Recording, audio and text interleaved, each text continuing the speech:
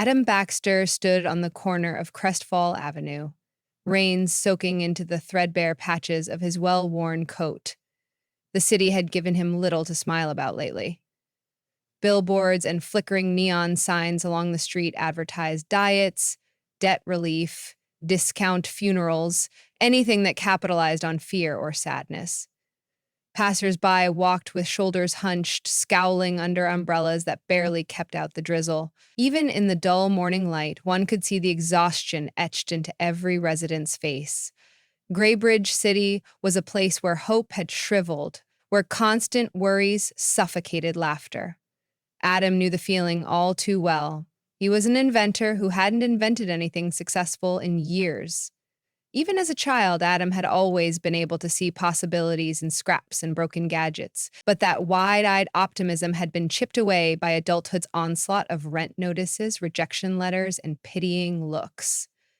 He felt haunted by memories, the squeals of classmates surrounding his homemade windmill in third grade, or the joyous applause from teachers who thought he might grow up to change the world. Those moments used to drive him forward, but now he feared he had disappointed everybody, including himself. At 35, Adam lived in the top floor of a decrepit building, teetering one pay cycle away from condemnation.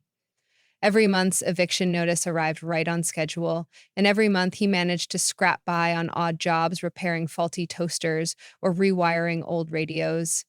His workshop was a cramped space pressed against the attic beams, yet when he flicked on the single bulb and saw his collection of spare parts, rusted tools, and scribbled notebooks, the glow of possibility returned for a fleeting second.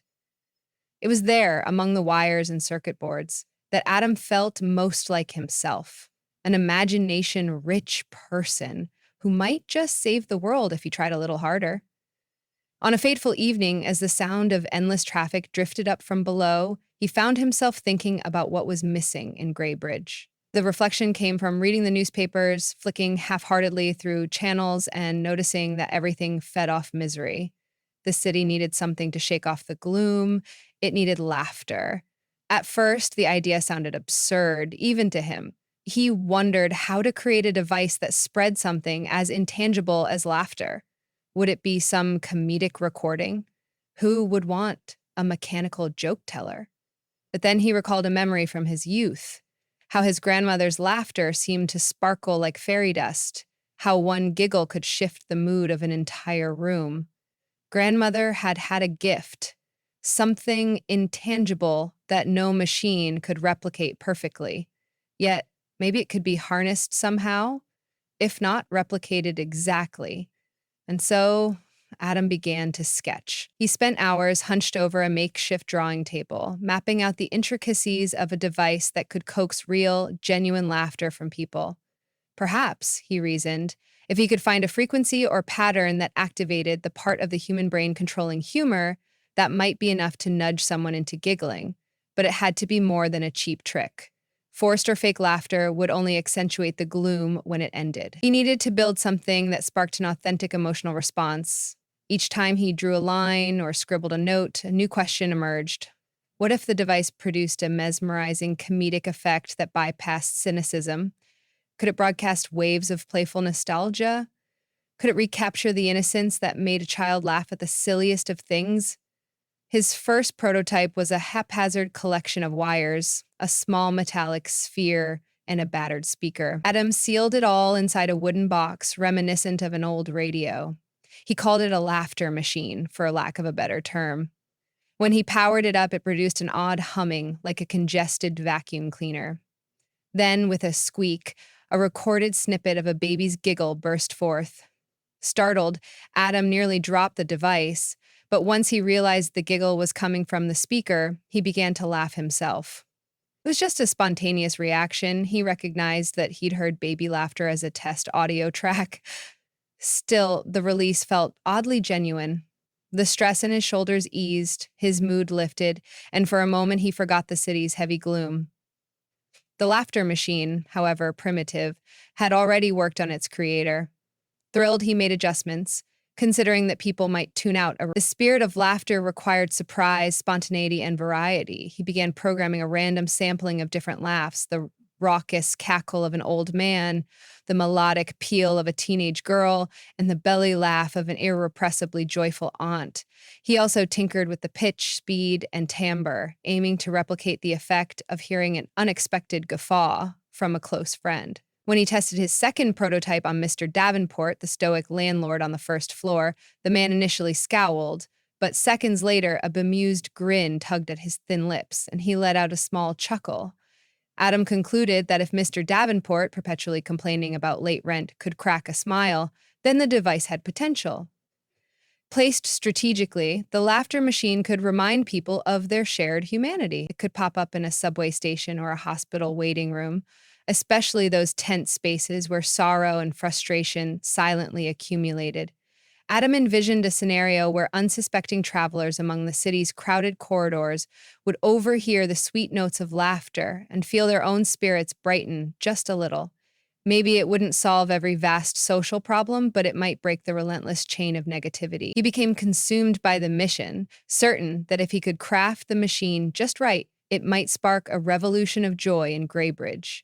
As the days passed, he refined the contraption's appearance and function.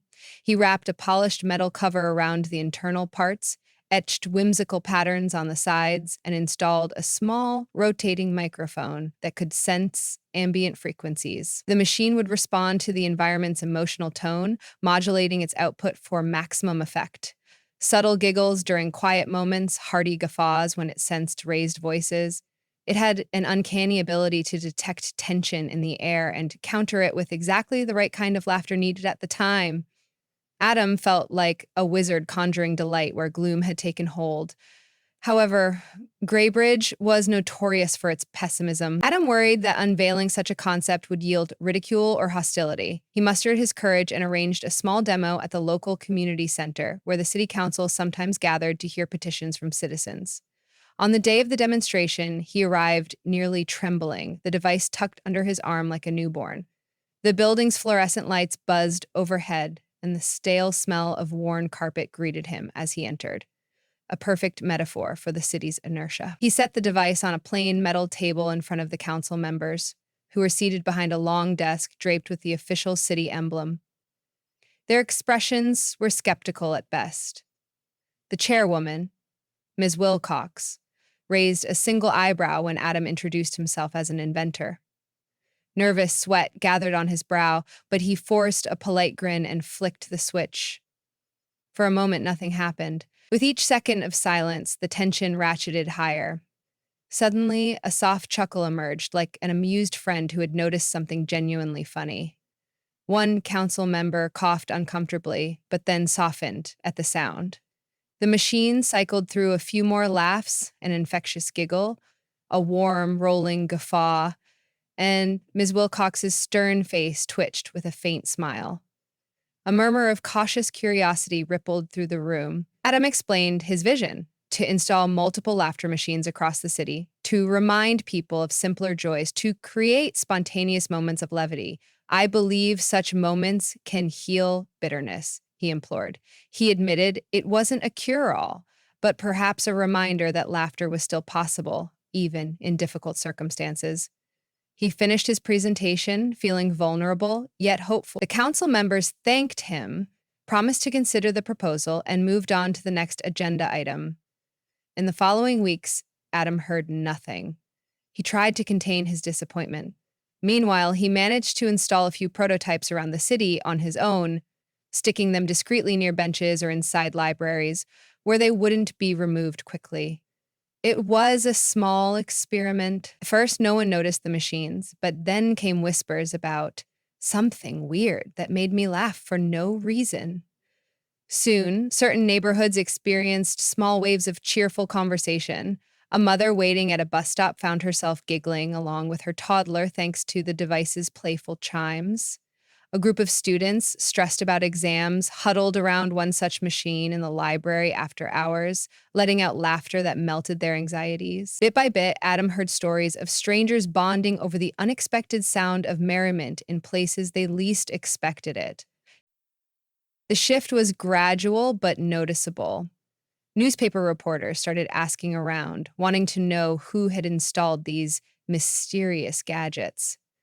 Adam, still unseen and uncredited, continued his quiet work, repairing devices that got vandalized or worn out. It was an expensive labor of love, funded by his part-time job at a repair shop. When he told his boss about the invention, the man gave him a quizzical look. "You could make money selling these to entertainment companies," he suggested. But Adam insisted his purpose wasn't profit. "I just want to see the city smile," he stated, grateful his boss didn't scoff outright. One evening, as night rolled across the skyline, Adam was returning from checking on a device near a derelict alleyway. He spotted a woman crying against a lamppost, her tears illuminated in the dull glow. She had lost her job, she explained between sobs. Life felt hopeless. Adam, uncertain of what to say, gently placed a laughter machine on the ground.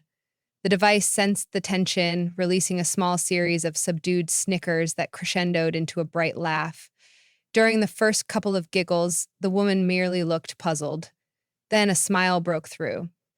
Before long, she was wiping her eyes, saying it was silly, she shouldn't be laughing at a time like this. Yet the tension in her shoulders eased, and she whispered a shaky, "Thank you."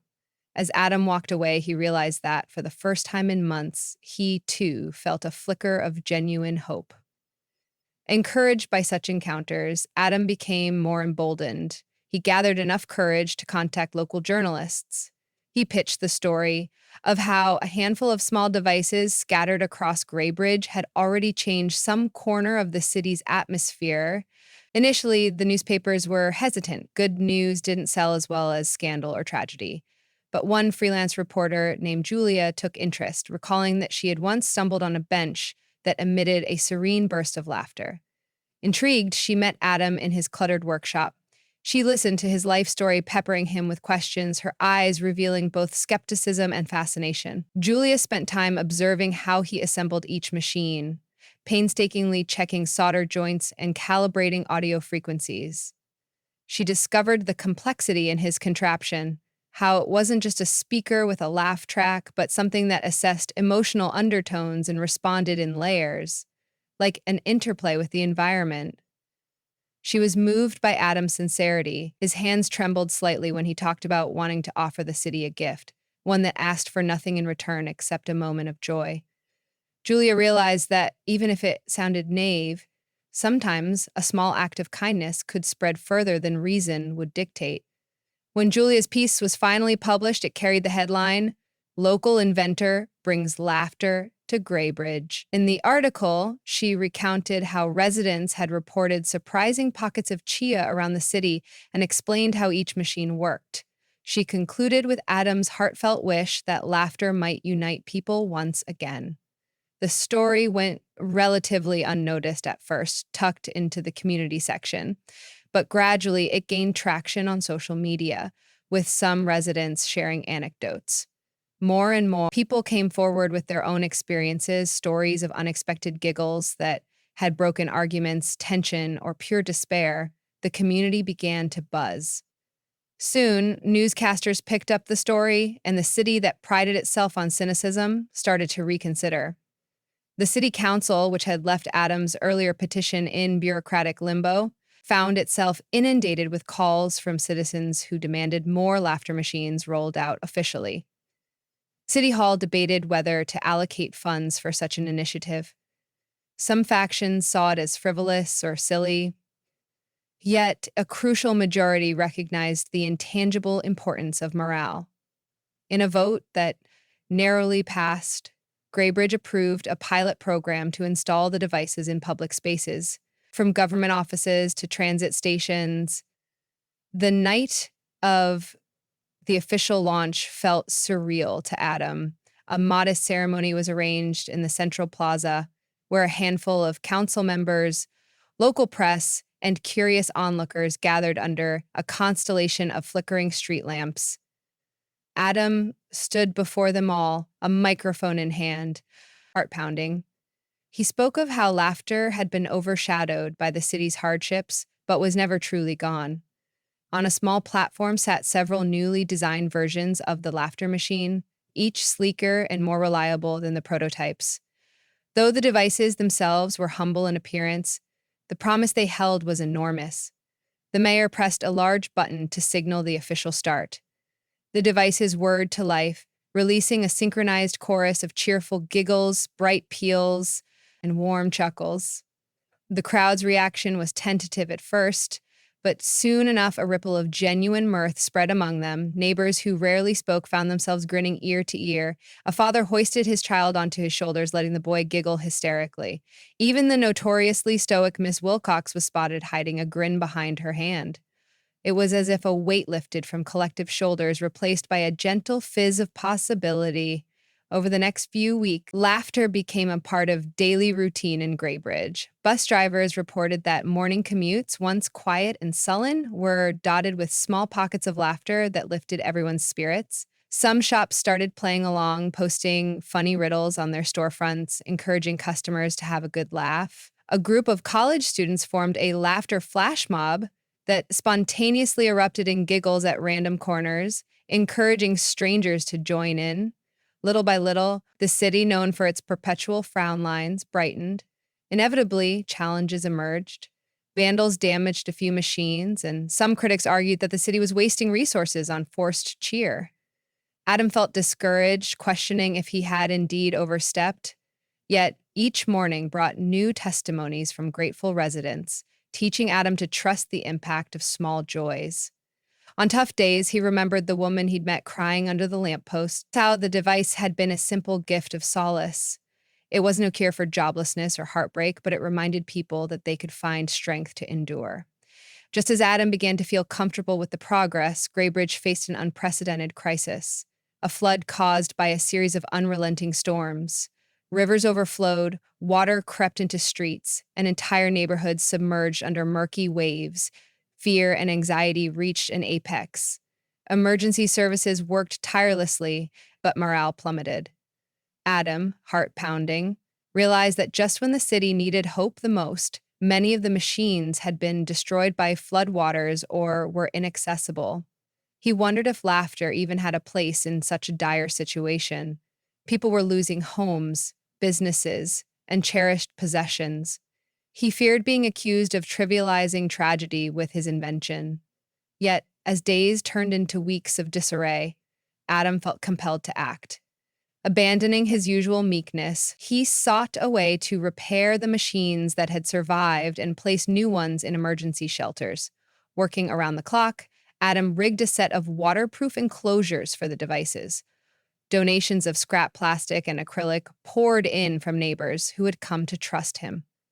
He recruited volunteers, teaching them how to solder components. Despite the heartbreak swirling through the city, pockets of collaboration began to emerge around Adam's workshop. The dull whine of a drill merged with the comforting hum of a coffee machine, fueling late-night assembly lines. A sense of camaraderie blossomed. People helping people, chipping in resources, exchanging small jokes as they tested the latest laugh track. It was a fragile hope, but it was enough to keep them going. Before long, the newly waterproofed laughter machines started cropping up in flood relief shelters. Families huddled inside makeshift cots, uncertain of what tomorrow held. Children who'd lost all their belongings stared at the walls, eyes hollow. But when these devices activated with gentle giggles and warm bursts of joyful sound, it brought an unexpected reprieve. Kids who had been frightened and silent started to smile, even giggle back. Adults, worn from grief, caught themselves letting out a short laugh as well. In the face of disaster, the laughter machine helped shift the atmosphere. Tears would still come, but occasionally they were mixed with laughter that helped release some of the crushing tension. Word reached the media about how those in shelters were benefiting from Adam's devices. The attention magnified. Soon, donations of protective materials and funding began to stream in from neighboring towns that had heard about the laughter miracle in Greybridge. This allowed Adam and his team to produce more refined models that could stand up to the ongoing inclement weather. They designed solar chargers so the machines wouldn't be dependent on the city's unstable power grid during the floods. Each new iteration carried an improved library of laughter, growing ever more diverse with recorded contributions from volunteers who wanted their own chuckles to aid in the effort. Bit by bit, the floodwaters receded. The city was left battered but not broken, and an unexpected optimism lingered. Residents began to clean streets, repair homes, and rebuild neighborhoods with renewed determination. Through it all, the laughter machines had played an unexpected role in reminding everyone that unity was still possible, that even in the worst moments, they could find room for a shared smile. Greybridge's collective spirit had grown more vibrant than it had been in decades. News outlets started calling it the city that laughed back at disaster, and some even credited Adam Baxter with sparking a cultural renaissance. The inventor himself, standing on that same corner of Crestfall Avenue with his newly mended coat, felt as though he existed in a dream. No more hunched shoulders passing him by. Now people waved at him or patted him on the back. They recognized him with gratitude in their eyes, though he still humbly brushed away any praise. He clung tight to the knowledge that no single invention could solve all problems, but it could open the door for resilience.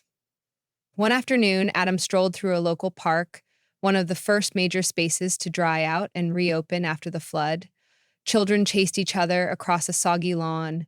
Parents shared watery laughs, telling stories of how they had helped or been helped during the crisis. Nearby, the metal casing of a laughter machine gleamed in the sunlight. He saw an older man pause, look around, and then break into laughter at some unexpected comedic snippet from the device. The man's chuckles drew curious kids over, and soon several families were enjoying the sound of communal mirth. As Adam watched, a wave of warmth spread in his chest. There, under the patchy sunlight, was the city he'd always believed Greybridge could be. Hopeful, kind, and unafraid to let joy in. Feeling a surge of gratitude, Adam left the park and headed toward the rickety building he called home. He climbed the steep stairs to his attic workshop, which now held a small plaque displayed on the wall, an award the city council had given him in recognition of his contributions. He sometimes chuckled at the formality of it, because the real reward was seeing neighbors and strangers connect in a way they hadn't before. He retrieved one of the older prototypes from a shelf. It carried the scuffs and scratches of countless field tests. While it was no longer in pristine working condition, it reminded him of the nights he had tinkered alone, uncertain if his plan was foolish. On that final evening, as stars shimmered through the narrow skylight, Adam whispered a silent thank you to the memory of his grandmother's laughter, the seed of inspiration. Greybridge might still face hard times. The world, in general, would continue to hurl challenges, as it always did. Yet the promise of a shared laugh was a gentle flame that he believed would flicker on, encouraging action, compassion, and maybe a bit of mischief. The laughter machines had done more than evoke grins. They had pulled back the shadows of hopelessness, reminding everyone that laughter was not a trivial luxury, but a vital breath of the spirit. The inventor settled into his little cot, cradling the old prototype. He replayed in his mind the many encounters, people whose eyes lit up at the sudden sound of joy, communities that rallied around each other despite the city's bleak reputation. Tomorrow, he'd keep on fixing, refining, and brainstorming the next iteration. After all, if laughter could bring them together in a crisis, who knew what else might be possible if they continued to let themselves believe in wonder? Adam's own laughter rolled gently through his cramped attic, mingling with the city lights shimmering beyond the small window. It was a deep, contented sound, unforced, genuine, and laced with hope. Even without flipping the switch on a machine, Adam smiled at the realization that the seed of laughter had taken root in Greybridge's heart. And for the first time since he was a child, he felt certain that his inventions, indeed, his very dreams, had found their place in the world.